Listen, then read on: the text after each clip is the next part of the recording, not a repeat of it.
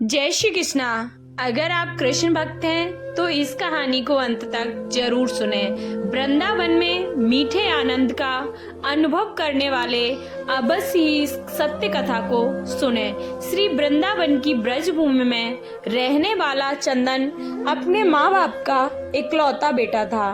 दिन भर वो ब्रज की रज में लोटपोट होता रहता था और अपने सखाओं के साथ अठखेलियां करता, सखाओं के साथ गैया चराने जाता। शाम होने पर यमुना जी में स्नान करके घर वापस आकर माँ बाप के चरण छूकर प्रसादी पाता। यही चंदन की दिनचर्या थी। चंदन अब धीरे धीरे ठाकुर जी के प्रति भी सखी भाव जागृत होने लगा था। अब वह ठाकुर जी की सखियों की तरह चलता, कभी कभी सर पर चुनरी ओढ़ता और कभी आंखों में काजल लगा लेता। एक दिन उसके मामा, जो कि बनारस शहर में रहने वाले थे, वृंदावन आए। जब उन्होंने चंदन को सखी भाव में देखा तो वो अत्यंत ही हैरान होकर चंदन की माँ से बोले कि चंदन तो आपका इकलौता बेटा है, इसको थोड़ा पढ़ा लिखा लो ताकि वह कुछ काबिल बन सके। चंदन के माता पिता उसके मामा की बात सुनकर सोचने लगे कि हाँ, कह तो ये ठीक ही रहे हैं, और उन्होंने चंदन को उसके मामा के साथ शहर में पढ़ने के लिए भेज दिया। शहर में पहले तो चंदन का वहाँ मन ही नहीं लगा, लेकिन धीरे धीरे चंदन उसका मन वहाँ लगाने की कोशिश करने लगा और बड़े अच्छे से पढ़ाई भी करने लगा। चंदन अब बड़ा होने लगा। वह चाहे शहर में रहकर वहाँ रच बस गया था, लेकिन उसके अंदर ब्रज रज का रस अभी भी कूट कूट कर उसके प्रत्येक रोम रोम में बसा हुआ था, जो कि उसको कभी भी ब्रज से दूरी महसूस नहीं कराता था। इसलिए वह अपने आप को वहाँ कभी भी अकेला नहीं समझता था, क्योंकि वह अपने अंदर ही आनंद में रहता था। चंदन की कक्षा में एक छात्रा उसकी सखा बन गई, जिसका नाम ललिता था। और ललिता के माता पिता का बचपन में ही स्वर्गवास हो चुका था। वह अपने नाना नानी के साथ रहती थी। वह बहुत ही सीधी सादी लड़की थी। चंदन और ललिता की खूब बनती थी। स्कूल खत्म होने पर दोनों इकट्ठे ही आगे की पढ़ाई के लिए कॉलेज में भी प्रवेश लिया। वहाँ पर इकट्ठे पढ़े। चंदन की पढ़ाई अब खत्म हो चुकी थी। वह अपने घर वृंदावन धाम जाने के लिए तैयार हुआ तो उसने ललिता को कहा, क्या तुम मेरे साथ मेरे धाम वृंदावन धाम चलोगी? तो ललिता ने अपने नाना नानी की आज्ञा लेकर चंदन के साथ जाना स्वीकार कर लिया। अब जब चंदन अपने मामा जी से विदा लेकर अपने धाम वृंदावन पहुंचा तो वृंदावन में कदम रखते ही चंदन के हाव भाव बदल से गए। वह तो एकदम से सखी भाव में फिर से आ गया। उसकी चाल नर से नारी जैसी हो गई। वह अपनी कमर में हाथ रखकर चलने लगा। अचानक से उसकी चाल में आए परिवर्तन को देखकर ललिता अत्यंत ही हैरान होकर उसको देखती रही, लेकिन ललिता उससे कुछ बोली नहीं। अब चंदन अपने घर पहुंच चुका था। घर जाकर उसने अपने माता पिता के चरण छुए और ललिता के बारे में उनको बताया। ललिता की सुंदरता और उसकी सादगी को देखकर चंदन के माता पिता बहुत ही प्रसन्न हुए।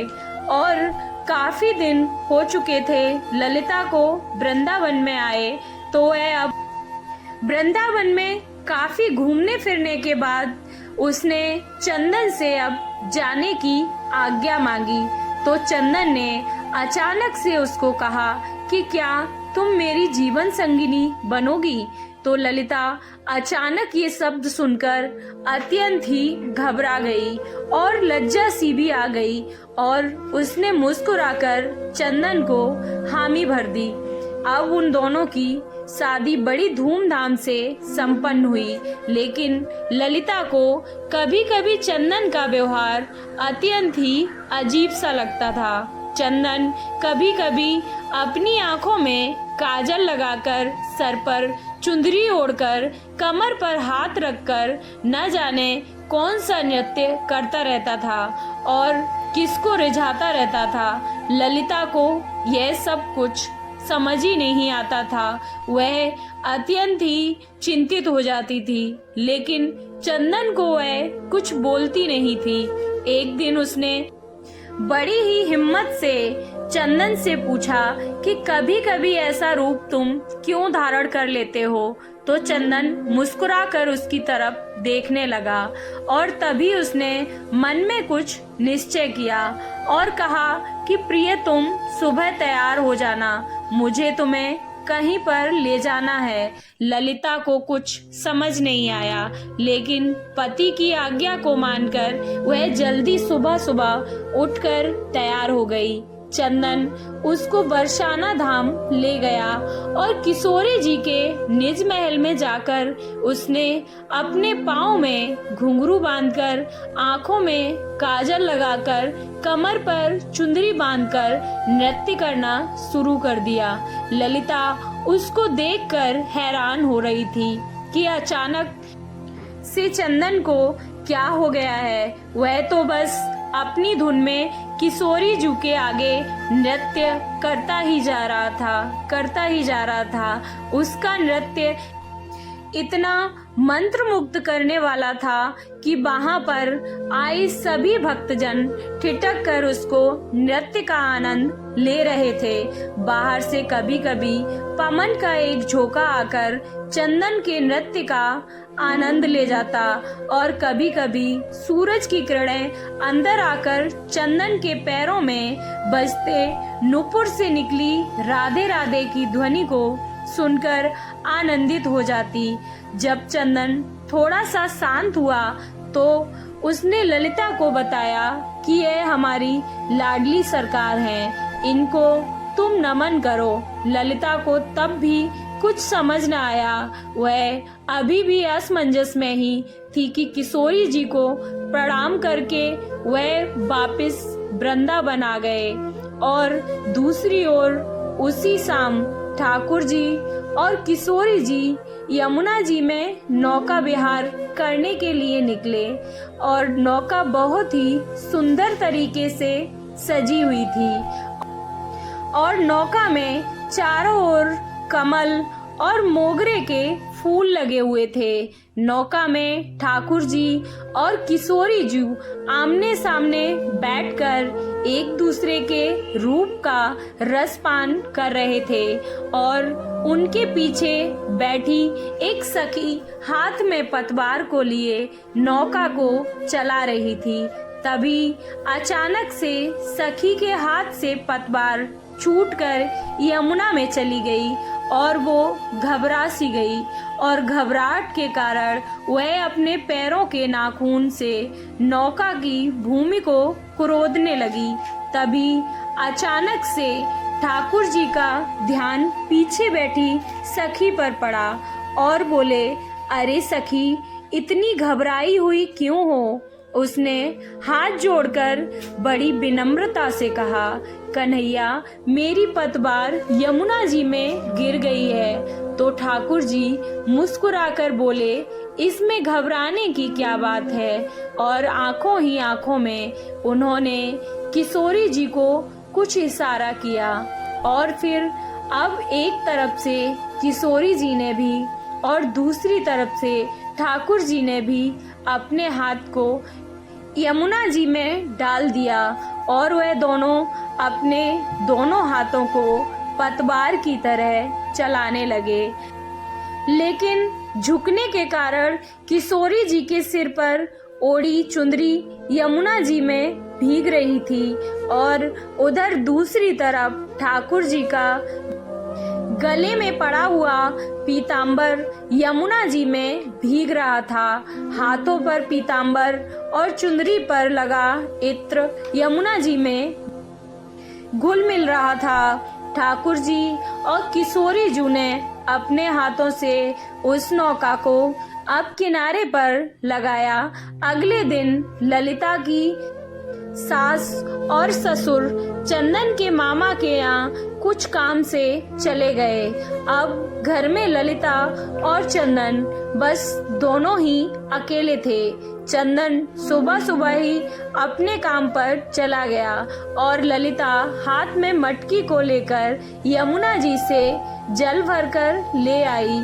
आज घर में कोई नहीं था, इसलिए जब ललिता ने मटकी में से जल को थोड़ा सा पिया तो उसमें इतनी सुंदर इत्र की खुशबू उसको महसूस हुई। वह बहुत प्रसन्नता से भर गई और धीरे धीरे उसने उस मटकी में से काफी जल पी लिया और जब थोड़ा सा जल शेष बचा तो उसका ध्यान मटकी पे पड़ा तो वह क्या देखती है कि नौका में बैठकर विहार करते हुए किशोरी जी और ठाकुर जी उस मटकी में नजर आ रहे हैं। ललिता अत्यंत ही घबराकर दीवार के सहारे टेक लगाकर खड़ी हो गई।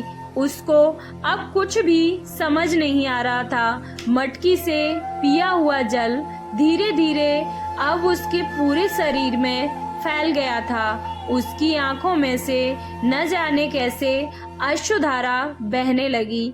इतने में चंदन बाहर से आया और अपनी पत्नी की ऐसी दशा को देखकर उसने अपनी पत्नी से पूछा, प्रिय क्या हुआ? ललिता के मुख से कुछ भी नहीं निकल रहा था, परंतु उसके होठ कुछ कहने के लिए फड़फड़ा रहे थे। सांस जोर जोर से चल रही थी, आंखों की पलकें बस हिली रही थी।